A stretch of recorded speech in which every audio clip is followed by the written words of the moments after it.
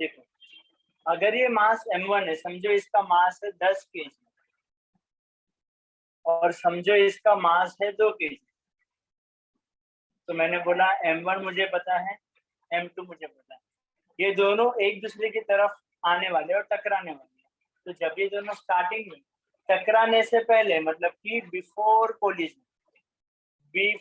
Collision उनका जो speed है उसको मैं क्या बोलूंगा? कोलिजन मतलब टकराना। कोलिजन मतलब टकराना, तो बिफोर कोलिजन मतलब टकराने से पहले। तो टकराने से पहले उनकी जो स्पीड है उनको मैं इनिशियल स्पीड मानूंगा, तो मैं u1 लिखूंगा और u2 लिखूंगा, ठीक है।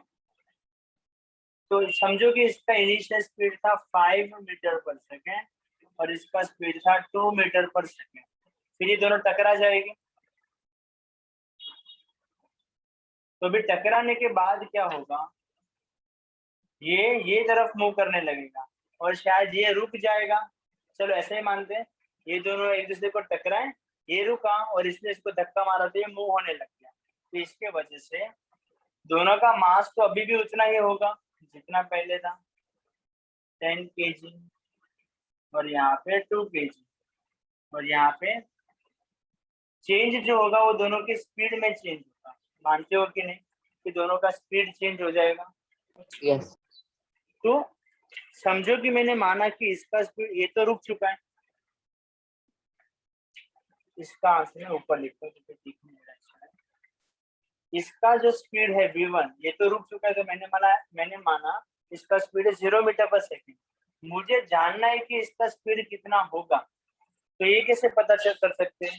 तो यहाँ पे कुछ दोनों का कोलिजन होता है, या तो फिर न्यूटन का थर्ड लॉ ऑफ मोशन से हम लोग बोल सकते हैं कि सर जितना फोर्स इसने इसको दिया होगा उतना ही फोर्स इसने इसको दिया होगा। इसी वजह से हम लोग ने पूरा प्रूफ किया, और हम लोग ने ये प्रूफ किया कि m1u1 प्लस m2u2 इसको मानेंगे टकराने से पहले वाला मोमेंटम। देखो m1u1 और m2u2 ये दोनों को हम लोग आंसर फाइंड करके प्लस करेंगे, जिसको हम लोग मानते हैं इनिशियल मोमेंटम। और m1v1 और ये m2v2 वो दोनों को हम लोग मल्टीप्लाई करेंगे, इधर नहीं आएगा। m1u1। Hello sir. Yes. Sorry sir, आज लेट हो गया मेरे को थोड़ा सा। क्यों लेट हो गया बेटा? सर एक्चुअली मैं स्टेशन पे गया था और वहाँ पर टाइम का ध्यान रखो, ठीक है? ओके हर बार सर। फिर मैं ऐसे एंटरटेन नहीं करूंगा, लेट आएगा। Okay sir. तो ये देखो, मैं अभी थोड़ा बस रिवाइज करा रहा हूँ। स्टेटमेंट क्या बोला हार्दिक तुमने, कि क्या सर एक्सप्लेन कराओ मुझे? Sir, when two objects collide, the total momentum before collision is equal to the total momentum after collision. तो कोलिजन का मतलब होता है टकराना। So when two object collide their total momentum before collision. Total momentum मतलब m1u1 एक momentum हुआ, m2u2 दूसरा मोमेंटम हुआ, और ये दोनों मोमेंटम कोलिजन से पहले हैं। टोटल मोमेंटम मतलब दोनों को प्लस करो, m1u1 m2u2 फाइंड किया, दोनों को प्लस किया, टकराने के बाद दोनों का स्पीड चेंज हुआ, तो आफ्टर कोलिजन मोमेंटम कितना है? m1v1 m2v2 फाइंड किया, उसने टोटल मोमेंटम बोला तो मैं प्लस करूंगा। स्टेटमेंट बोलता है, फिर से बोलो statement. When two objects collide, the total momentum before collision is equal to the total momentum after collision. उन्होंने बोला कि जब भी दो ऑब्जेक्ट टकराएंगे तो उनका जो मोमेंटम होगा, this is momentum, this is just not a momentum, this is a total momentum. दोनों ऑब्जेक्ट का मिला के इसमें टोटल मोमेंटम, लेकिन कब भी? Before collision. This is a total momentum before collision. उन्होंने बोला कि न्यूटन का तीसरा लॉ ऑफ मोशन बोलता है कि टोटल मोमेंटम बिफोर कोलिजन वो, तो सर इसका मतलब क्या है? This is nothing but total momentum, क्योंकि मैंने प्लस किया है, टोटल मोमेंटम आफ्टर कोलिजन। क्यों सर, आपको कैसे पता आफ्टर कोलिजन है? क्योंकि कोलिजन होने के बाद दोनों का स्पीड चेंज होगा, v कोलिजन से पहले वो लोग का जो स्पीड था उसको इनिशियल वेलोसिटी, इनिशियल स्पीड मानेंगे, तो u और u। स्टेटमेंट बोला कि जब भी दो चीज टकराता है हमने देखा है कि उसका मोमेंटम टकराने से पहले वाला और उसका मोमेंटम जो टकराने के बाद वाला है वो हमेशा इक्वल होता है। तो सर इसका यूज क्या है? तो क्वेश्चन देखो, एक बड़ा सा ऑब्जेक्ट है, उसका मास पता है, छोटा सा ऑब्जेक्ट है उसका मुझे मास पता है, बड़े से ऑब्जेक्ट कौन से स्पीड से आ रहा था टकराने से पहले वो पता है, छोटा सा ऑब्जेक्ट टकराने से पहले कौन से स्पीड से आ रहा था वो मुझे पता है। तो टकराने के बाद दोनों का मास तो सेम रहेगा। मैंने ऐसा माना, बहुत कुछ चीज हो सकता है, दोनों आ रहे थे, सॉरी मेरा मार्कर ये दिखेगा, दोनों ऐसे आ रहे हैं, टकराए और टकराने के बाद समझे इसका मास ज्यादा है तो ये रुक गया, इसने इसको धक्का मारा और ये चला गया। सबसे पहले ये समझ में आया क्या हुआ, दो ऑब्जेक्ट टकराए और ये ऐसे चला गया, समझा क्या हुआ? Yes sir. सर आपने वहाँ पे इक्वल क्यों बताया मास और वो? ये वाला यस सर। ये मास थोड़ी ना, ये तो मोमेंटम है, m1u1 m2u2। वो लोग ने जो बोला उसको मैंने मैथमेटिकल फॉर्म में लिखा, मोमेंटम बिफोर कोलिजन, मास और वेलोसिटी का प्रोडक्ट को मोमेंटम बोलते हैं। टोटल मोमेंटम मतलब फर्स्ट ऑब्जेक्ट का और सेकंड ऑब्जेक्ट का। बिफोर कोलिजन बोला इसलिए मैंने u और u लिया। आफ्टर कोलिजन बोला, पहले तो मोमेंटम मतलब मास और वेलोसिटी का प्रोडक्ट, टोटल मतलब कि दोनों ऑब्जेक्ट का, और आफ्टर कोलिजन बोला इसलिए मैंने v और v लिया। और स्टेटमेंट Yes. खुद बोल रहा है कि टोटल कोलिजन बिफोर, अच्छा ये एक्चुअली में स्टेटमेंट नहीं बोल रहा है, हम लोग ने ये चीज Newton third law of motion से प्रूव किया था, किसी को याद है? ये हम लोग ने प्रूफ किया था, ये हमारा प्रूफ है। ये चीज स्टेटमेंट नहीं है, ये सबसे पहले प्रूफ आया, फिर साइंटिस्ट ने दिमाग लगा के इसको बोला कि अरे इसका मतलब तो इसको ऐसे रीड करना चाहिए, ये Sir. किधर से डायरेक्टली नहीं आया है। ये बोलो हाँ जी। Sir third law of motion की सेकंड लॉ ऑफ मोशन से हमने प्रूफ किया था ना? थर्ड लॉ ऑफ मोशन से, थर्ड लॉ ऑफ मोशन बोलता है force given by A on B, force given by B on A, ये दोनों फोर्स इक्वल होता है, तुम भी मानते हो। Yes sir. लेकिन दोनों में बस माइनस का माइनस साइन आएगा, अपोजिट होता है ना फोर्स, इसलिए माइनस आएगा। हम लोग ने इससे पूरा प्रूफ स्टार्ट किया था और अपने को ये रिजल्ट मिला था। ये रिजल्ट का साइंटिस्ट लोगों ने एक नाम दिया कि इसका मतलब क्या होता है कि whenever two object collide, total momentum before collision is equal to total momentum after collision. तो सबसे पहले न्यूटन का थर्ड लॉ ऑफ मोशन, पहला चीज। सेकेंड चीज उसका प्रूफ, थर्ड चीज उसका ये स्टेटमेंट, और फोर्थ चीज ये स्टेटमेंट का मतलब कि उसका वर्ड फॉर्मेट में लिखना है। अभी तक हम लोग ने ये चीज सीखा है, अभी मैं तुमको इसका एप्लीकेशन सिखा रहा हूँ कि सर इसका मतलब क्या, क्यों यूज करना है। तो दो ऑब्जेक्ट जब भी टकराते हैं, टकराने के बाद समझो इसका मास ज्यादा है, तो टकराने के बाद ये रुक जाएगा और ये आगे बढ़ेगा। तुम्हारा क्वेरी वो है कि सर ये कितने वेलोसिटी से आगे मूव करेगा ऐसा, तो मुझे v2 क्वेश्चन मार्क है, तो सर ये फाइंड कैसे करेंगे? तो ये वाला इक्वेशन मुझे हेल्प करता है। समझ में आया? पूरा फ्लो समझ में आया कैसे मैंने पूरा एक्सप्लेन किया? Newton third law of motion, force की जगह पे फॉर्मूला लिखा, प्रूफ किया 5-6 लाइन का। प्रूफ के बाद मुझे ये स्टेटमेंट मिला, इसको मैंने बोला कि इसको बोलते कैसे है वो सीखा, और अभी मैं इसका तुमको पार्ट नंबर 5 मैं तुमका इसको एप्लीकेशन सिखा रहा हूँ। समझ में आया? ठीक है। फिर लास्ट टाइम मैंने तुमको अलग अलग वीडियोस दिखाए थे रिकॉइल वाले, तो अपने को वो जानना है, बुलेट का मास अपने को पता है, गन का मास अपने को पता है, बुलेट कौन से स्पीड से गया वो अपने को पता चल सकता है, अपने को फाइंड करना है सर वो गन रिकॉइल होगा तो उसका स्पीड कितना होगा। समझ में आया? तो उसके लिए भी ये स्टेटमेंट सही है। दो बॉल ऐसे टकराते हैं, टकराने के बाद एक रुक के दूसरा चलने लगता है, तो सर उसका स्पीड कितना है, वो सारे चीज को फाइंड करने के लिए काम में आता है, कंजर्वेशन ऑफ मोमेंटम। समझा? इस पे सम्स है 2-3, ठीक है, वो हम रीड करेंगे, लेकिन उसके पहले चलो एक और एग्जांपल देता हूँ। समझो ये बोर्ड है और यहाँ से गन में से बुलेट आया, जैसे बुलेट ये बोर्ड पे स्ट्राइक होगा, मुझे बताओ क्या होगा? रिबाउंड है। नहीं, बोर्ड ऐसे इसके साथ मूव करने लगेगा ना, इतना जोर से आ रहा है कि इसको भी लेके जाएगा। No sir. नहीं लेके जाएगा, मैं बोल रहा तोड़ देगा, वो छोटा सा पार्ट को तोड़ देगा, मतलब वो छोटे से पार्ट को लेके जाएगा। वैसे अलग अलग टाइप के क्वेश्चन को हम लोग इससे सॉल्व कर सकते हैं, ठीक है। अच्छा, मैं तुमको इसका 2 एप्लीकेशन दिखाता हूँ एक वीडियो से, और फिर हम ग्राफ वाले पे चले जाएंगे। और इसका अच्छा, इस पे सम्स तो नहीं आए थे तुमको एग्जाम में? क्या आए थे? सर आए थे कंजर्वेशन ऑफ मोमेंटम पे एक भी सम आया था? ना सर, वो एक्सरसाइज में दिए ना, वो मिस ने प्रैक्टिस करने को बोले थे। ठीक है, तो हम भी अभी नहीं करेंगे, पहले इसका स्क्रीनशॉट ले लो सबसे पहले, और अभी मैं सर एक डन, वीडियो तुमको दिखाता हूँ, एक मिनट। Sir done. या एक मिनट, हाँ। अभी जो कंजर्वेशन ऑफ मोमेंटम को तुमको फील देता हूँ कि क्या कहना चाहता है, ठीक है? तो एक मिनट, जो भी वीडियो दिखा रहा हूँ उसका आवाज नहीं आएगा, बस तुमको फील लेना है, तुमको एक्सपेरिमेंट देख के समझना है कि सर क्या एक्सप्लेन करना चाहते हैं। मतलब चाहिए तो मैं कैप्शन ऑन करता हूँ, अगर होगा तो। नहीं, इसमें कैप्शन नहीं है, तो वो देखो अपने को क्या एक्सप्लेन करना चाहता है वो देखेगा, अभी नहीं।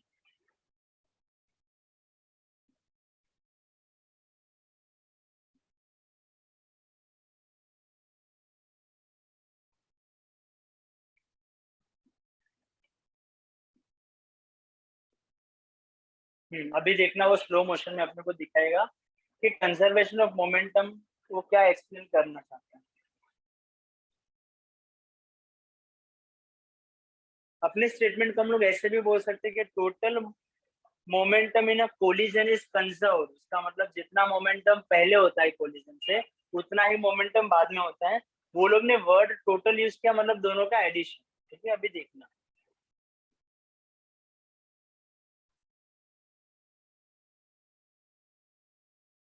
अभी एकदम वो स्लो मोशन में दिखाएगा, देखना। तो वही तो अपना साइंस है कि देखो क्या हो रहा है और ऐसा क्यों हो रहा है। एक मिनट,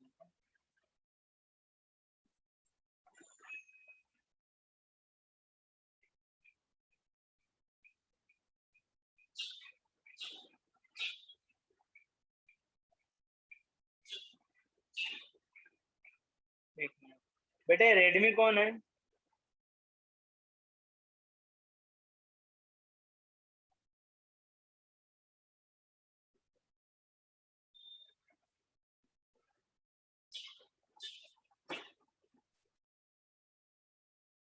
और कोई भी लास्ट में ना लीव मत करना बोले बिना। कभी प्रेजेंट ही मार्क करना है, फिर भूल जाओगा तो गए, फिर एब्सेंट मार्क होगा।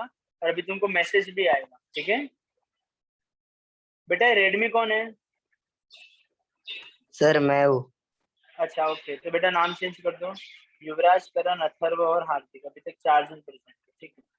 आ जाए, देखो। सर रीनेम का ऑप्शन नहीं आ रहा है। ठीक है, चलेगा।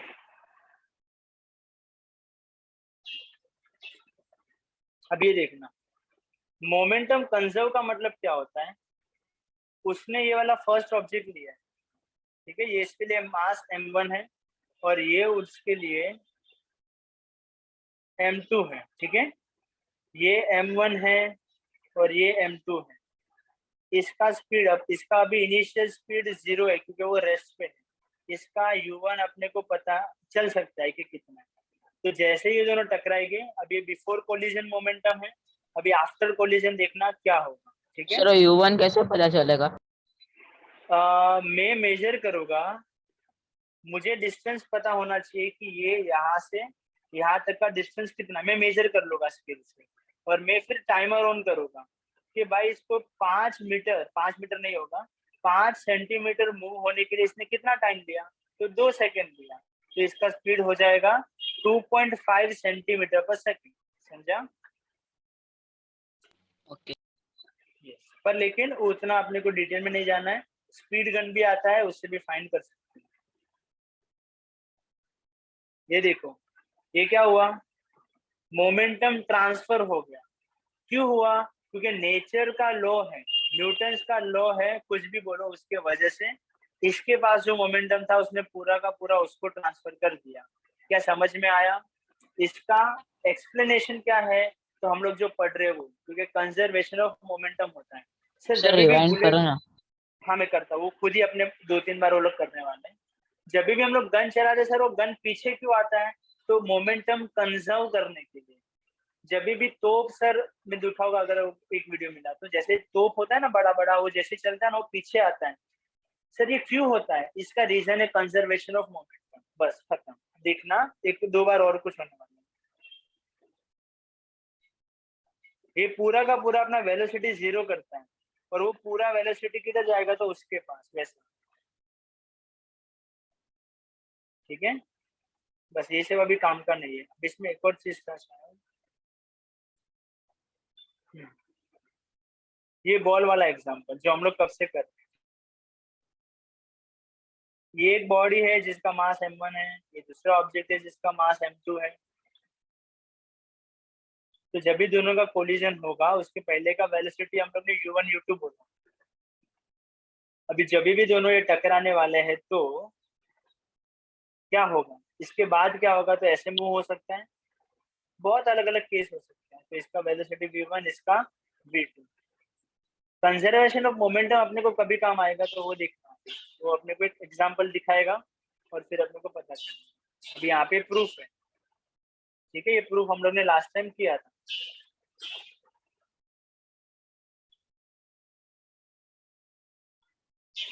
यस, ये वाला प्रूफ हम लोग ने लास्ट टाइम किया था। और ये प्रूफ को सॉल्व करने के बाद अपने को क्या मिलेगा? ये जो इक्वेशन जो मैंने बोर्ड पे लिखा है, समझ में आ रहा है? Yes sir. इसी को बोलते हैं टोटल मोमेंटम बिफोर कोलिजन। मतलब कि m1 u1 plus m2 u2 is equal to total momentum after collision, मतलब m1 v1 plus m2 v2। बस ठीक है, दिस इज टोटल। देखा, टोटल मोमेंटम बिफोर या आफ्टर। सर इसका यूज क्या है? एक यूज ये हो सकता है कि मैं तुमको एक्सप्लेन करूं कि गन फायर करने पे गन पीछे क्यों आता है, तो जब भी गोला फेंकता है तो पीछे क्यों आता है, दो बॉल जब भी टकराते तो एक बॉल रुक के दूसरा क्यों चलने लगता है। तो ये सब का आंसर ये है। अभी इसका एक्चुअल क्वेश्चन वो एक सॉल्व करने वाला है, तो देखते हैं क्या है क्वेश्चन। समझो कि एक बॉडी है जिसका मास 200 ग्राम है, दूसरे का मास 100 ग्राम है। फर्स्ट ऑब्जेक्ट का speed, initial speed 3 metre per second है, दूसरे का 1 मीटर पर सेकेंड है। टकराने के बाद एक का स्पीड मेरे को पता है कि कितना हो जाएगा। ये क्वेश्चन तो अपने को बुक में भी मिल जाएगा, बस मैं एक बार इधर ही एक्सप्लेन कर देता हूँ और फिर आगे बढ़ते हैं।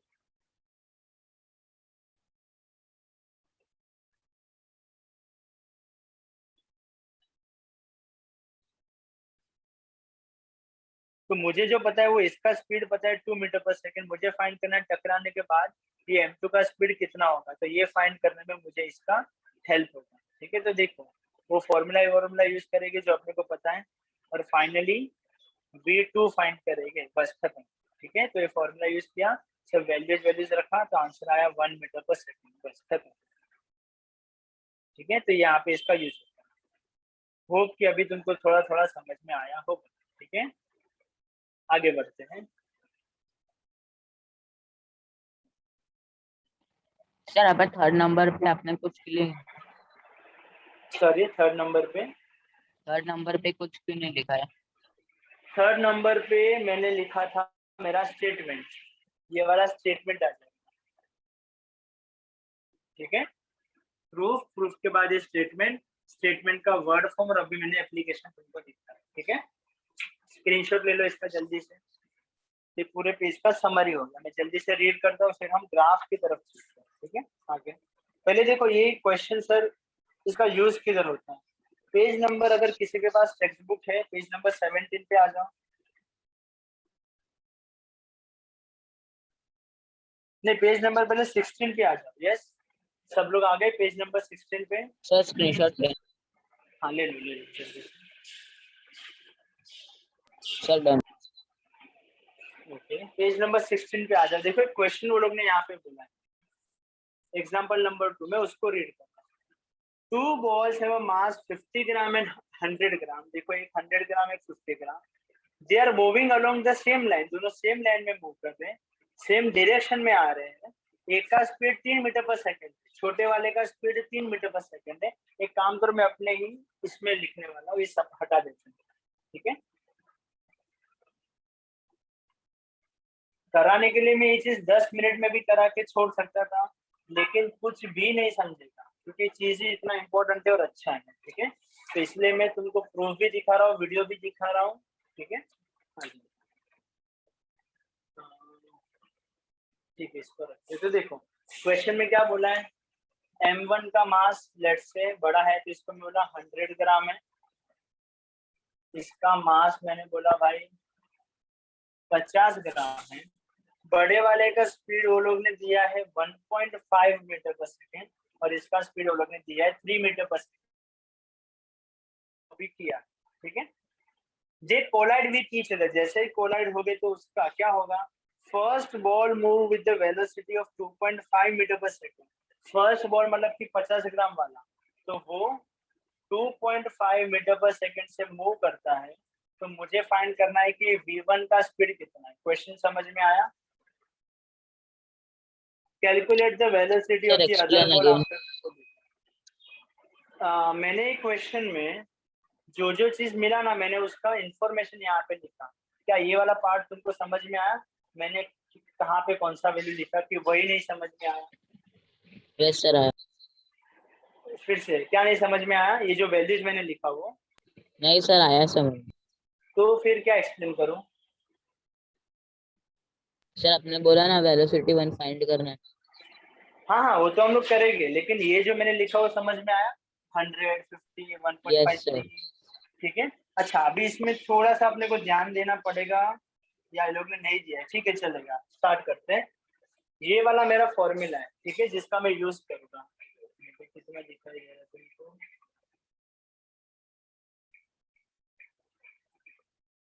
फॉर्मूला क्या बोलता है, M1U1 plus M2U2 is equal to M1V1 plus M2V2। अभी मुझे जो जो चीज पता है मैं वो वैल्यू लिखूंगा। M1 के जगह पे मैं क्या लिखूंगा, एक मिनट, मैं लिख M1 के जगह पे मैं लिखूंगा 100, U1 के जगह पे मैं लिखूंगा 1.5 प्लस M2 के जगह पे मैं लिखूंगा 50, U2 के जगह पे मैं लिखूंगा 3 इज इक्वल टू का साइन। M1 के जगह पे मैं फिर से लिखूंगा 100, V1 मुझे नहीं पता तो बस यहाँ पे मैं लिखूंगा V1 प्लस ये M2 के जगह पे मैं लिखूंगा 50, और एक V2 के जगह पे मैं लिखूंगा 2।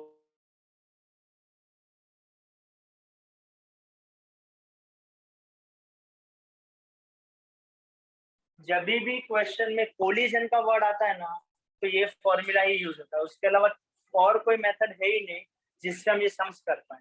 जैसे ही बिफोर कोलिजन, आफ्टर कोलिजन,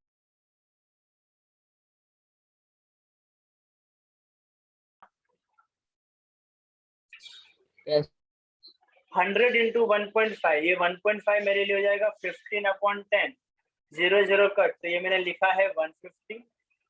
50 3 भी हो जाएगा 150 is equal to 100V1 as it is, और ये मेरे लिए हो जाएगा, यहाँ पे काउंट करते हैं सर 100 इंटू 50। V1 आएगा ना। हाँ वही लिखा ना, 100 इंटू V1, बस मैंने मल्टीप्लाई का साइन हटा दिया। ये नहीं अच्छा दिख रहा है 100 इंटू, ये रहा, ठीक है, दिखा? यस ओके, ऊपर 50 इंटू 2.5 को लिखेंगे 25/10, 0 कट, 25 5 125, 150 150 हो जाएगा 300 is equal to 100V1 plus 125। ये 125 उधर जाएगा तो उसका साइन माइनस हो जाएगा, 300 minus 125 is equal to 100V1।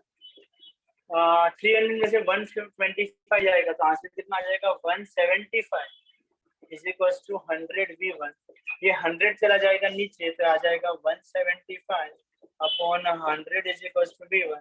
Point 2 बार ऐसे मूव करना पड़ेगा तो आंसर अपना V1 आ जाएगा 1.75 मीटर पर सेकेंड। इसका मतलब सर आपने इसका लास्ट में डिवाइड किया हो समझा।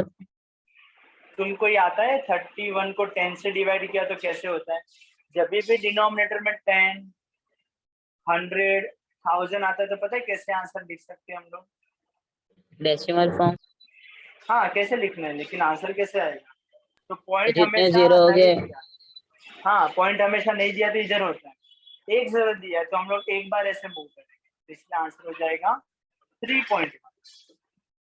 2 0 दिया है, पॉइंट नहीं दिखा तो इधर होता है लास्ट में, तो मैं 1 और 2 बार जंप करूंगा तो आंसर हो जाएगा 3.25। इधर पॉइंट यहाँ पे है तो 3 बार जंप करना, 1 2 3, हो जाएगा 35.69। समझा? Yes sir. तो इस तरह से मुझे V1 मिला 1.75। तो इसका मतलब समझिए कि जैसे ही बड़ा बॉल था लेकिन उसका स्पीड कम था, छोटा बॉल था लेकिन उसका वेलोसिटी ज्यादा था, तो टकराने के बाद छोटे वाले का स्पीड कम हो चुका है थोड़ा, वो थोड़े कम स्पीड से जा रहा है और बड़ा वाला थोड़ा फास्ट स्पीड से जा रहा है। देखो इसका 1.5 से 1.75 हो गया और ये भाई 3 से 2.5 हो गया। और ध्यान से देखोगे तो पता चलेगा इसका वेलोसिटी 0.5 मीटर पर सेकंड कम हुआ तो इसका 0.5 मीटर पर सेकंड बढ़ चुका है। समझ में आ रहा है कि उतना नहीं बढ़ा है? नहीं, उतना नहीं बढ़ा है, सॉरी, उतना नहीं बढ़ा है लेकिन बढ़ा है, क्योंकि आधा एनर्जी किधर जाता है, टकराने के टाइम वो हीट लाइट वो सब में जाता है, इसीलिए एग्जैक्टली ट्रांसफर नहीं होता। नहीं तो अगर ये 0.5 कम हुआ तो ये 0.5 बढ़ना चाहिए था, लेकिन ऐसा नहीं हुआ, 0.25 ही ये बढ़ा। ठीक है, लेकिन बस बढ़ा। टकराने पे हीट एनर्जी कैसे वेस्ट होगा? जैसे कि दो चीज अभी टकराएगा, ये तो बॉल्स है, तुम उसको एक्सपीरियंस करोगे तो थोड़ा गर्म हो जाएगा।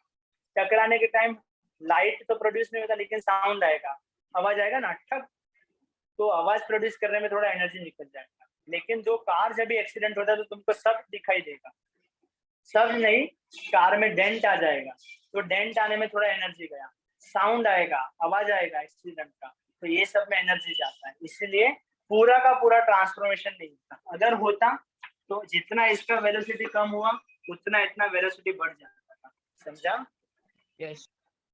जो कोलिजन में जो मैंने बोला ना कि पूरा का पूरा ट्रांसफर होता, उसको हायर स्टैंडर्ड में एक वर्ड यूज करते हैं, इलास्टिक कोलिजन।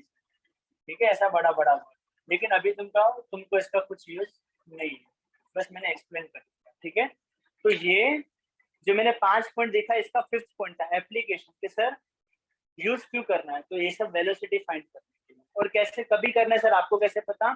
जब भी वर्ड आएगा collision, before collision, after collision, तो आंख बंद करके ये फॉर्मूला लिखना है और तुमको M1 M2 B1 B2 U1 U2 find करना है। लेकिन इसके से हम लोग आराम से बात नहीं करते, अभी हम थियरी पढ़ लेते हैं। ठीक है, आगे बढ़ते हैं। इसका एक और खाली मैं तुमको एग्जांपल दे देता हूँ। पेज नंबर 17 पे 7 का C क्वेश्चन का मतलब समझो क्या पूछता है। Bullet having a mass 10 gram and moving with a speed of 1.5 meter per second penetrate a thick wooden plank of mass 900 gram. The plank was initially at a rest. Bullet gets embedded in the plank and both move together. Determine the velocity. उन्होंने बोला ये Planck है ना बहुत ज्यादा है, बहुत ही ज्यादा है, बुलेट इसको टकराता है, तो टकराने के बाद प्लैंक मतलब ये जो प्लाईवुड दिख रहा है, प्लाईवुड, इसी का थोड़ा बड़ा वर्जन, जाड़ा, बड़ा जाड़ा, एकदम जाड़ा हो जाएगा तो बोलेंगे प्लैंक बन गया। ठीक है, ओके। जैसे तुम जो बेंच पे बैठते हो उसको हम लोग प्लैंक मान सकते हैं। ठीक है, तो क्वेश्चन ने क्या बोला कि समझो ये प्लैंक है, ये प्लैंक पे जैसे ही बुलेट टकराएगा इसको तो तोड़ के निकल जाएगा, इसलिए मैंने जाड़ा वाला प्लैंक लिया है। तो जैसे बुलेट इसमें टकराएगा तो प्लैंक को भी ऐसे दूर लेके जाएगा। तो उसने बोला कि भाई इसका वेलोसिटी कितना है, प्लैंक जो वेलोसिटी से मूव करेगा वो कितना है। तो ये करने के लिए भी अपने को ये फॉर्मूला यूज करना है। अभी मैं इंटरेस्टेड नहीं हूँ कि तुमको मैं फॉर्मूला वो सब कराऊं, फाइनल एग्जाम सेमेस्टर आएगा तभी एक दिन सिर्फ हम लोग न्यूमेरिकल करेंगे, अभी बस तुम थियरी पे ध्यान दो। यस सर, यहाँ पे ये क्वेश्चन मतलब कोलिजन वर्ड नहीं दिया तो फिर ये फॉर्मूला कैसे लगता है? हाँ, तो ये भी अच्छा है, तो अभी अपना दिमाग भी तो यूज करेगी कि जब भी बुलेट प्लेन से टकराया तो क्या हुआ, कोलिजन ही हुआ ना। Yes sir. सिंपल है, तो या तो वर्ड देगी या तो थोड़ा दिमाग भी यूज करना है कि टकराया मतलब कि हाँ सर कोलिजन ही हुआ, क्योंकि बाकी के न्यूमेरिकल देखो तो उसमें ऐसा कुछ टकराने का फील भी तुमको नहीं आएगा। जैसे उसके ऊपर का कोई क्वेश्चन पढ़ो या उसके नीचे का कोई क्वेश्चन पढ़ो। सर इसमें तो सिर्फ मास 1 और मास 2 दिया, स्पीड 1 ही, U1 ही दिया, बाकी सब कुछ हाँ, नहीं दिया। अभी YouTube तुमको छुपा के दिया है, पर मुझे भी वो सब डिस्कस नहीं करना है, चलो ये खाली डिस्कस करता हूँ। उसने बोला था plank was initially at rest. पता है उसका मतलब क्या होता है कि प्लैंक इनिशियली रेस्ट पे, मतलब उसका Zero. स्पीड 0 है। तो एक मुझे u1 u2 दिया है, u1 और u2 मुझे दिया है। अभी ये बहुत ही अच्छा क्वेश्चन है। उसने बोला मेरा बुलेट और प्लैंक दोनों सेम स्पीड से जाएगा। उसका मतलब समझा? ये v1 भी मुझे नहीं पता ना, इसको मैं x लूंगा, लेकिन बुलेट भी तो सेम स्पीड से जाएगा, तो इसको भी मैं x लूंगा, तो मेरा काम फिर इजी हो जाएगा, दोनों ही सेम स्पीड से जाने वाले। लेकिन ये समझा तो ठीक, मुझे अभी ये सब एक्सप्लेन भी नहीं करना है, ठीक है? ये बाद में कभी करेंगे, क्योंकि ये करेंगे तो ऐसे 3-4 क्वेश्चन में लूंगा, हर बार एक फॉर्मूला अप्लाई करते रहोगा, तुमको पूछूंगा m1 बताओ, m2 बताओ, u1 बताओ, u2 बताओ, v1 बताओ और v2 बताओ, खत्म। लेकिन अभी नहीं, ठीक है? Okay, sir. लेकिन अभी तो भी जिसको समझ गया उसके लिए एग्जाम्पल था, ठीक है? अभी हम लोग एक चैप्टर का, लेकिन मुझे इसका रीडिंग कुछ बाकी है क्या? हाँ, मुझे लास्ट का पार्ट रीड करना है, इक्वल वाला। एक बार तुम रीड कर लो, मैं बस लिख देता हूँ जल्दी से। सर कौन सा वाला रीड करना है? सर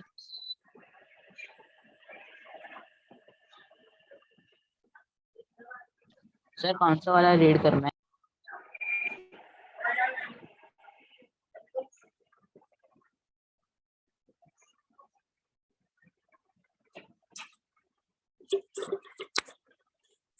आ जाओ।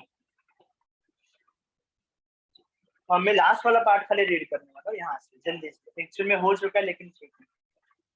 Magnitude of the total momentum, total final momentum is equal to the magnitude of a total initial momentum. Magnitude मतलब कि number with a unit, ठीक है?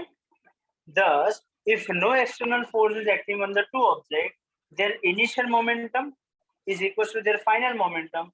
This statement is true for any number of objects. अगर 2 object टकराए, 3 टकराए, सबके लिए चलेगा।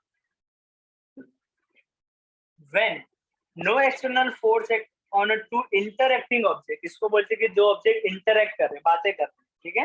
The total momentum remains the constant, does not change. एक ही चीज को बोलने का ये अलग टेक्निक है, मतलब कि निंजा टेक्निक है कि total momentum before collision is equal to total momentum after collision. इसी को हम लोग ऐसे बोल सकते हैं, मोमेंटम इज कंजर्व। कंजर्व मतलब जितना पहले था उतना ही बाद में होगा, ठीक है? This is a corollary to the Newton's third law of motion, मतलब कि इसका मतलब न्यूटन का थर्ड लॉ ऑफ मोशन होता है, और न्यूटन के थर्ड लॉ ऑफ मोशन का मतलब ये भी होता है, जैसे मैंने बताया था 90 डिग्री होने पे पाइथागोरस अप्लाई कर सकते हैं। मैंने बोला कि मैं ये ट्राइंगल में पाइथागोरस अप्लाई करूंगा, उसका मतलब तुम्हारे दिमाग में आएगा अच्छा ये ट्राइंगल 90 डिग्री वाला है, इसको बोलते हैं कोरोलरी, उल्टा सोचा। This is a corollary to the Newton's third law of motion. The momentum is unchanged after the collision. Collision होने के बाद momentum change नहीं होता है, और momentum change ना हो इसलिए बॉडी अपना वेलोसिटी चेंज करता है। ध्यान से सुनना मैंने क्या बोला। जब भी जो बॉडी टकराएगा उसका मोमेंटम चेंज नहीं होता, मास इनटू वेलोसिटी को ऐड करके जो आंसर आता है वो चेंज नहीं होता। तो सर क्या चेंज होगा? तो वो अपना वेलोसिटी चेंज कर देगा, क्योंकि मास तो वो चेंज कर नहीं सकता है, ठीक है?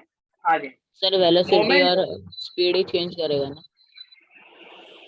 अभी ये वाले के लिए मैं स्पीड और वेलोसिटी को सेम मानूंगा, क्योंकि मैं स्ट्रेट लाइन में मूव करता हूँ, तो स्ट्रेट लाइन में मूव होने पे मोमेंटम और स्पीड और वेलोसिटी सेम ही होता है, कुछ अलग नहीं होता है, ठीक है? The momentum is unchange after the collision. या किसी को डाउट है कुछ? No sir. Okay. The momentum is unchanged after the collision. Momentum get redistributed between the colliding object. Redistributed मतलब उसका velocity में वो changes कर देगा। ये 3 वाला 2.5 कर देगा, तो 1.5 वाला 1.75 कर देगा। इसका मतलब उन्होंने अपना momentum को redistribute कर दिया। आगे the momentum of one of the object decreases while the other object increases. ठीक है? मतलब momentum का मतलब क्या होता है? मास और वेलोसिटी। मास तो चेंज हो नहीं सकता, तो घुमा फिरा के लोग एक ही बात बोल रहे हैं कि भाई डायरेक्टली बोलना कि वेलोसिटी अपना कम कर देगा तो दूसरा अपना वेलोसिटी बढ़ा देगा, और लोग पॉइंट पे कभी भी नहीं बोलते, ठीक है? Thus we can also state this corollary as follows: when two objects collide, the total momentum before collision is equal to the total momentum after collision. ठीक है? अभी इसका एक और एप्लीकेशन ये है कि मैंने जो गन वाला एग्जांपल दिया, सर गन चलाता है तो गन पीछे क्यों आता है, तो इसका रीजन, जैसे अभी फनी वे में बोलूं तो तुमको पता है ये कौन सा मूवी आता है, रेस 3? रेस 3 सबको पता है? मतलब No, sir, नाम नहीं सुना है देखा। तुमने? देखा नहीं हो तो मेरे को भी पता, नाम सुना है ना? No, नाम भी नहीं सुना है, ठीक है, ये सुना है। बड़े हो जाओगे तो पता चलेगा। उसमें ना सलमान खान है ना, एक ऐसे बड़ा सा गन लेके आता है। तो बात ये था कि इतना छोटा गन को भी हम लोग फायर करते ना तो गन पीछे आता है, और वो भाई ना इतना बड़ा गन लेके आता है और वो ऐसे फायर करता है ना तो गन गन पीछे भी नहीं जाता है। तो हम लोग ऐसे मतलब वो लोग उसका जो मजाक उड़ाते वो ऐसा बोलते हैं कि जब भी ये लोग का पिक्चर आता है ना, वो लोग में पिक्चर में फिजिक्स काम करता ही नहीं है, गन भी पीछे आता है तो इसमें तो तोप इतना बड़ा है तो भी पीछे नहीं आता है, समझ रहे हो? तो वैसे मतलब भाई बॉलीवुड में ऐसा कुछ होता है तो उसको ज्यादा दिखने का नहीं ऐसा, तो फिजिक्स को कुछ मानते ही नहीं है, मतलब कैसा कुछ होता ही नहीं, वो ऐसे हीरो के माफिक उड़ा रहा है। अरे फिजिक्स तो होता ही है ना हर एक जगह पे, बॉलीवुड में ऐसा नहीं होता है, ठीक है? ऐसा आगे बढ़ते हैं। In order to understand this principle, let us consider the example of a bullet fired from the gun. When bullet of mass m1 fired from the gun of mass m2, velocity becomes v1 and the momentum becomes m1 v1. Before firing the bullet, both the gun and the bullet are at rest. Hence the initial momentum was zero. उन्होंने क्या बोला कि भाई इसका screenshot लेना तो ले लो, मैं इसको हटा रहा हूँ जल्दी से। sir, done. ओके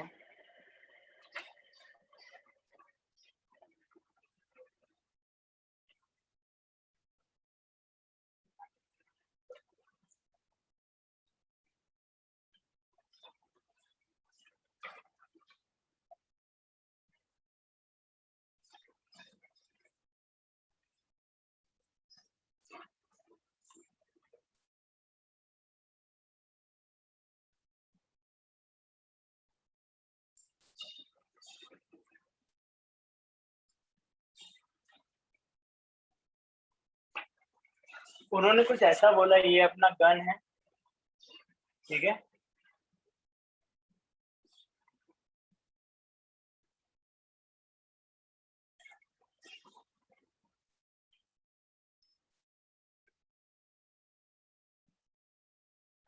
चलो सबको दिख रहा है डायग्राम बरोबर से?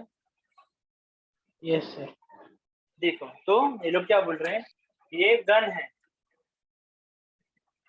ये उसका बुलेट है,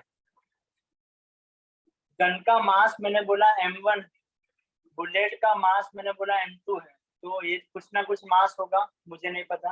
उन्होंने बोला जब भी हम लोग फायर करते तभी दोनों रेस्ट पे होते हैं, इसका मतलब कि इसका u1 0 होगा और इसका u2 0 मीटर पर सेकेंड होगा। क्या यहाँ तक सबको समझ में आया? Yes. Sir, वो लोग ने mass. बोला कि हाँ मास कुछ भी होगा, मुझे नहीं पता, मैं चलो लेता हूँ। ये 10 ग्राम का बुलेट है तो उसके सामने ये 300 ग्राम का गन, ये गन का वेट होता है। ऐसे रियल में कभी उठाओगे तो पता चलेगा गन उतना लूज नहीं होता, इसलिए ठीक है वो आगे बढ़ते हैं। उन्होंने बोला कि जब भी ये होता है तो इसमें भी law of conservation of mass होता है, उसका मतलब कि m1 u1 plus m2 u2 का answer will be is equals to m1 v1 plus m2 v2 का आंसर। अभी वो लोग ने बोला कि मैंने जैसे ही गन को फायर सॉरी बुलेट को फायर किया, मुझे बुलेट का वेलोसिटी पता होगा कि वो कितने स्पीड से जाएगा, लेकिन मुझे गन कितने स्पीड से पीछे आएगा वो नहीं पता, तो मुझे वो फाइंड करना। समझा मैंने क्या बोला? Sir, velocity 2 कैसे पता होगा? मैंने बोला ना या तो मैं स्पीड गन से, अभी इंडिया में उतना नहीं है लेकिन यूएस में ऐसे सेंसर लगे होते हैं हर एक ऐसे सिग्नल पे, तो कोई ऐसे स्पीड से जाएगा ना तो उसमें मार्किंग आ जाता है डायरेक्टली कि भाई तुम्हारा स्पीड कितना था, और ओवर स्पीडिंग करने पे तुम पे फाइन लगता है। तो स्पीड गन से अपन पता कर सकते हैं कि बुलेट कौन सी स्पीड से आया। मैं इंटरेस्टेड हूँ कि गन कितने स्पीड, देखो बुलेट अगर आगे गया तो ये अपना पीछे जाएगा, तो मुझे फाइंड करना है कि गन कितने स्पीड से पीछे आया। जैसे बोटिंग करने के टाइम अपना ये जो डिवाइस है अपने हाथ में जो रहता है वो पानी को पीछे धकेलता है, तो पानी अपने को आगे धकेलता है, Newton third law of motion. तो Newton third law of motion से तो ये आया है कंजर्वेशन ऑफ मोमेंटम। तो अगर बुलेट आगे जाएगा तो गन किधर जाएगा? पीछे। तो अपने को फाइंड करना है वो कितने स्पीड से पीछे आया। क्वेश्चन समझा? Yes sir. अभी मैं समझता हूँ कि चलो ये भाई है ना 2 मीटर पर सेकंड की स्पीड से आगे गए अपना बुलेट, तो मुझे फाइंड करना है कि गन कितने स्पीड से पीछे आएगा। ठीक है, तो M1 के जगह पे मैंने लिखा 300, U1 की जगह पे 0, M2 के जगह पे 10 ग्राम और इसके जगह पे 0, M1 के जगह पे 300, ये V1 मुझे नहीं पता तो मैं इसके जगह पे लिखूंगा X, और M2 के जगह पे 10 ग्राम और इसकी जगह पे V2 के जगह पे 20, सॉरी 2, 300 इंटू 0 0 हो जाएगा, 100 सॉरी 10 लिखता नहीं तो 9 लगेगा, 10 इंटू 0 0 हो जाएगा, ये 300x हो जाएगा और ये 20 हो जाएगा। 0 plus 0 finally 0 is equal to 300x plus 20 हो जाएगा। 20 वो साइड चले जाएगा तो -20 इज इक्वल टू 300x हो जाएगा। ये अभी डिवाइड कर देंगे हम लोग, तो -20 upon 300 is equal to x हो जाएगा, 0 0 कट, तो ये हो जाएगा -1/15 इज इक्वल टू 1/5 का आंसर होता है 0.2 और 0.2 डिवाइड बाई 3 कैलकुलेट कर लेते हैं एक्चुअली में।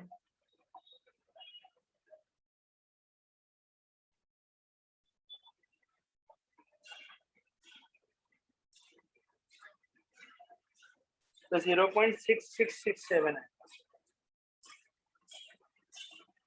0.06666 है। ठीक है, तो अगर इसको मैंने सॉल्व किया तो मुझे आंसर मिलेगा -0.06 मीटर पर सेकेंड। सबसे पहले इसको ध्यान से देखो, ये माइनस अपने को बताता है कि गन बुलेट अगर आगे गया तो गन पीछे आएगा। इसका स्पीड अगर था 2 मीटर पर सेकेंड तो ये भाई 0.06 मीटर पर सेकेंड से पीछे आएगा। समझ में आया कि ये इतना कॉन्सेप्ट क्यों अच्छे से पढ़ना है सर कि रिपीट। ये सब अपने कौन सा स्टेप रिपीट करूं? सर लास्ट वाला। ये वाला समझ में आया यहाँ तक, ये वाला कैलकुलेशन, ये दोनों sir left right hand side का। ये वाला पूरा देखना। तुमको लीनियर इक्वेशन ये हुआ है ना, लीनियर इक्वेशन सॉल्व करने आता है? लीनियर इक्वेशन का मतलब क्या तुमको ये सॉल्व करने आता है? x + 5 = 8 लिखा है तो x कितना होगा, कैसे फाइंड करोगे? सर 5 - 8। 5 - 8 नहीं होता है, ये 5 उधर चला जाएगा तो 8 - 5। ये चैप्टर तुमको आया है या तुमने अभी तक ये नहीं पढ़ा है?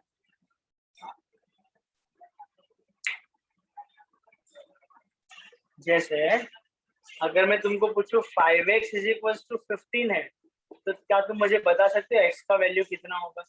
3। कैसे? 5 डिवाइड में गया ना। Yes sir. तो ये देखो, अगर मैंने लिखा है -20 = 300x, मुझे x फाइंड करना है तो 300 डिवीजन में जाएगा।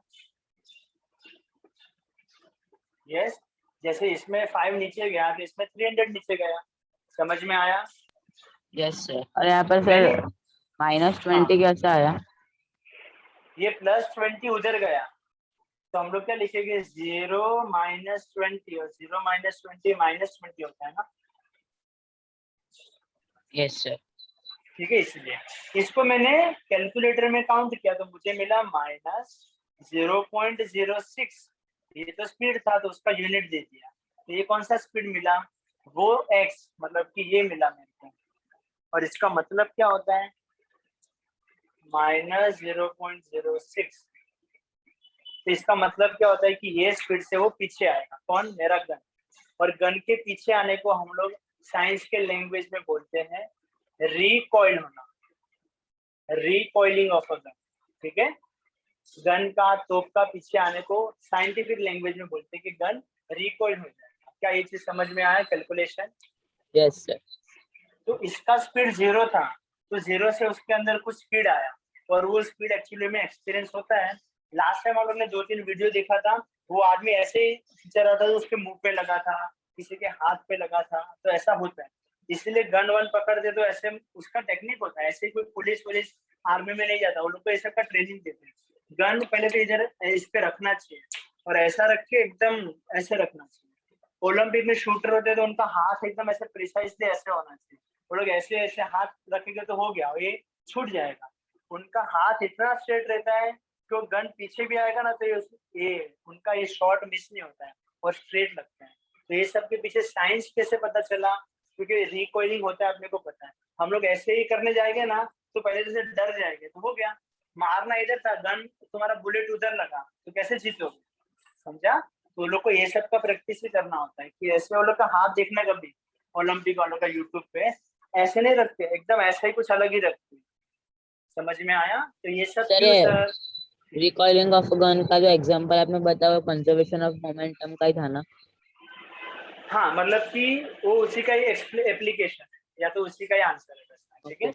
और मैं दूसरा बोलूँ तो बड़ा बड़ा जब भी गन चलाते ना कोई, तो गन उसका एंड कंधे पे रखते हैं ऐसा, वो गन ऐसे ही हवा में नहीं रखते, उसका जो एंड होता है वो छाती से ऐसे लगा के ऐसे रखते हैं, क्योंकि जितना भी रिकॉइल होगा ना तो छाती पे लगेगा, छाती स्ट्रेट है तो गन हिलेगा नहीं, तो लोग अपना शॉट ऐसे मिस नहीं करेंगे।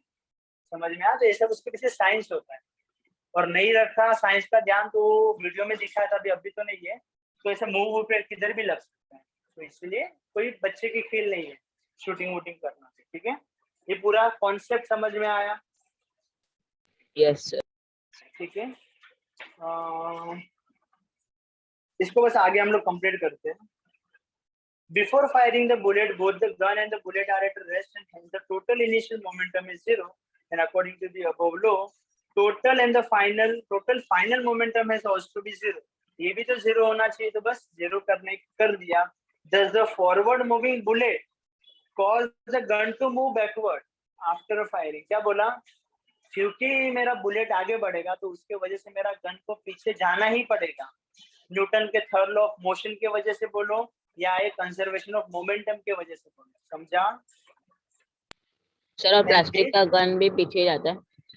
हाँ, अभी देखो प्लास्टिक के गन में जो बुलेट रहता है ना, उसका मास भी छोटा होता है और उसका वेलोसिटी भी छोटा होता है, तो उसका वेलोसिटी उतना नहीं है कि तुम्हारे गन को पीछे खींच पाए, इसलिए तुम नॉर्मल जब भी ये सब गेम खेलने जाओगे ना कभी भी, तो ये सब एक्सपीरियंस नहीं होगा।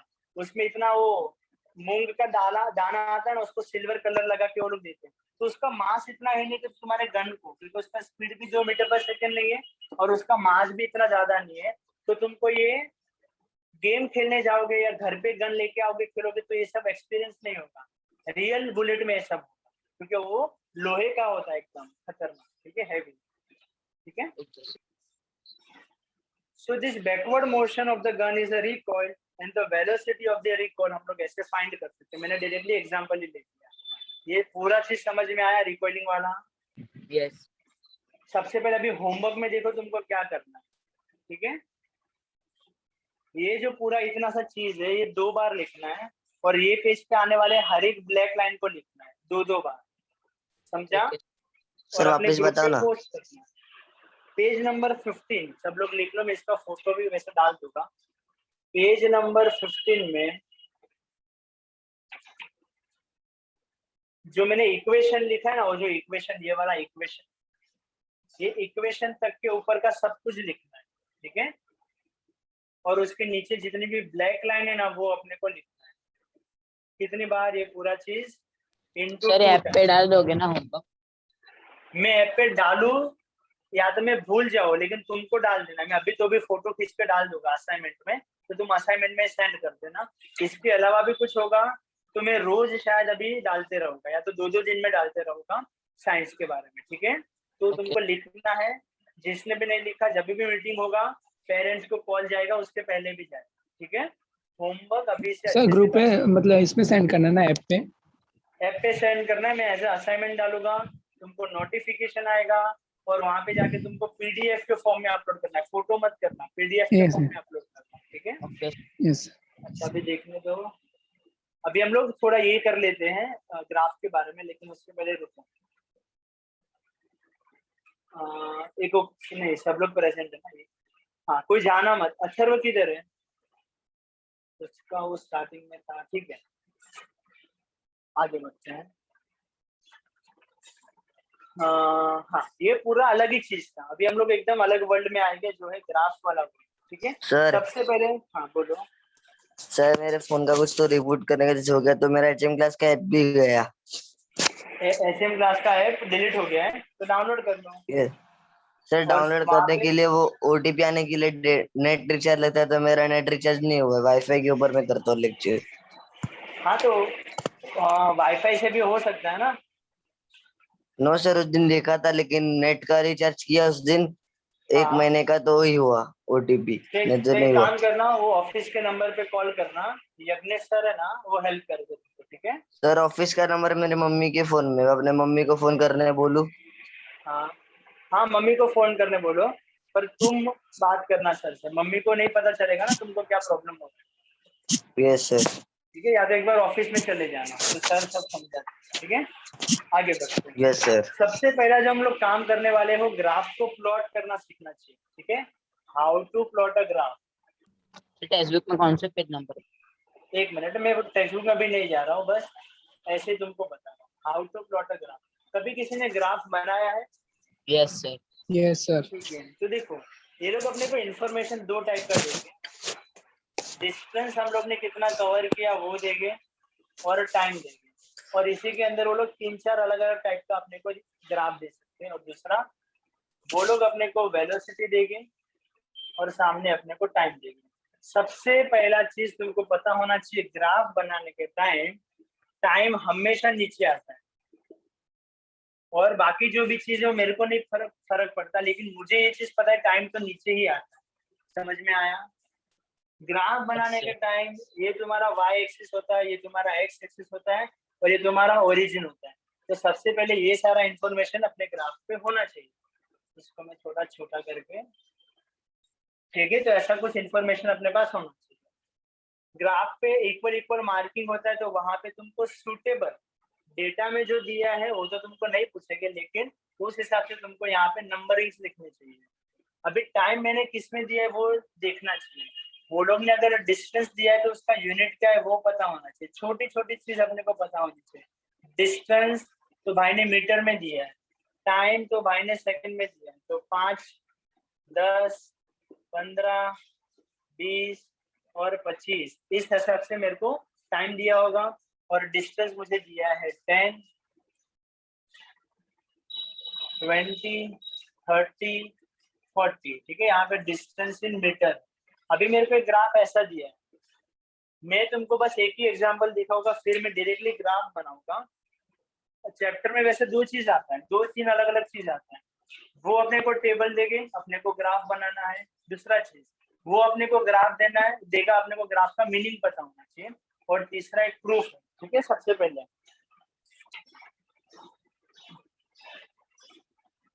they will give a data,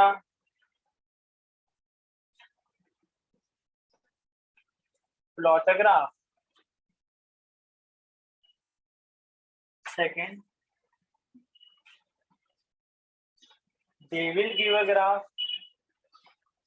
sir देखी comment स्पेलिंग on कौन? किसकी। देखी। देखी सर डब्ल्यू डॉल। एक मिनट, हाँ हाँ, एक मिनट रुक जाओ, वो मैंने मिस कर दिया, क्योंकि यहाँ पे राइट है ना। Yes sir. हाँ, तो यहाँ पे मैंने मिस किया है, जल्दी रुक जाओ, मुझे ये कंप्लीट करने दो। और लास्ट चीज देखो, मैं भूल गया क्या था। Based on graph,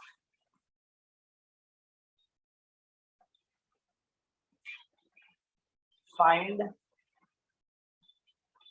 3 equation of motion, ठीक है। और मैंने ये स्पेलिंग भी हटा दी, ठीक है। तो अपने को 3 चीज अभी ये थोड़े टॉपिक में पढ़ना है, जो मैंने बोला था कि लास्ट में करेंगे, क्योंकि आराम से करना है। अपने को ग्राफ भी प्लॉट करने आना चाहिए, एक पार्ट। ग्राफ दे दिया है, वो अपने को ग्राफ देगा, उसका मतलब पता होना चाहिए। और लास्ट अपने को 3 इक्वेशन ऑफ मोशन निकालना है, और ये पार्ट खत्म। और ये लास्ट वाला पार्ट तो सबसे इंपॉर्टेंट है। समझ में हम लोग क्या करने वाले हैं?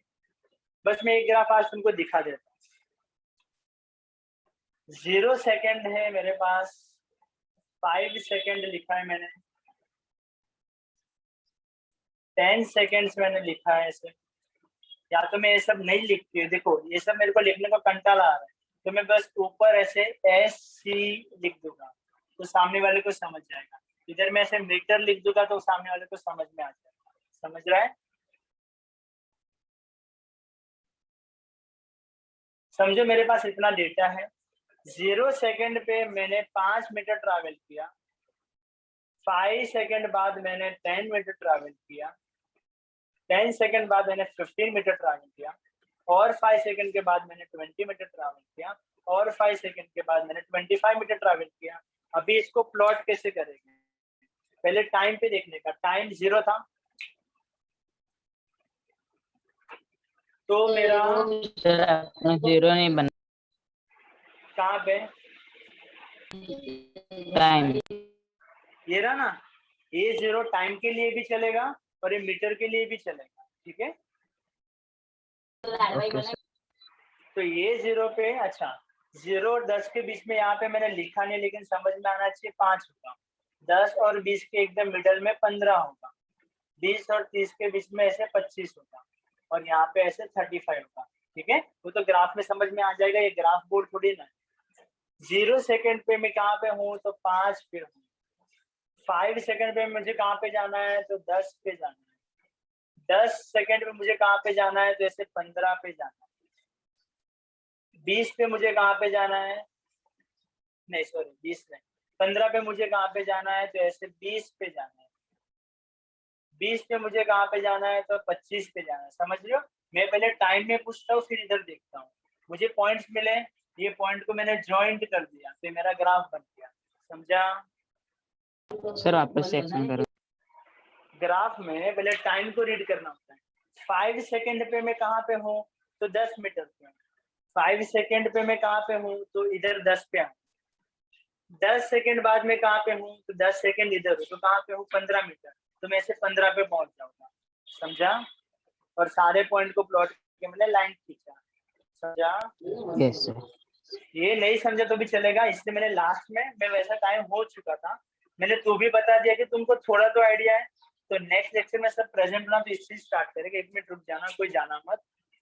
नम पहले कौन कौन प्रेजेंट हो देखते हैं। हार्दिक है, अजीत है, और अथर्व आके गया है ना? अथर्व था, प्रेजेंट था? कोई सर आइडिया पता है नहीं। किसी को? ठीक है चलेगा, अभी तो 4 जने प्रेजेंट है ना। ठीक है चलो, आज के लिए इतना काफी है। होमवर्क सबको पता चला, वो करना है, यस ठीक सर। है। ओके चलो bye. Bye sir. Sir submit Bye. कहाँ करना है? सबमिट का बोला? सर ग्रुप में सबमिट कर रहे हैं ना? हाँ ग्रुप पे नहीं, ऐप पे सबमिट करना है बेटा। तुम एक बार सर को फोन कर दो, सर मतलब अपने। यस सर मैं करता हूँ, फिर मम्मी को करने बोलूंगा। ओके चलेगा। और किसी को कुछ डाउट है? सर आप असाइनमेंट डाल के वहाँ पे सबमिट करो ना। पर्सनल में मतलब कहाँ पे? ऐप पे बोल रहे हो? Yes sir assignment folder. हाँ हाँ, असाइनमेंट में ही मैं डालूंगा अपना ये फोटो अभी, और वहाँ पे तुम सबमिट करना, ठीक है। Okay sir. Okay bye. Bye sir.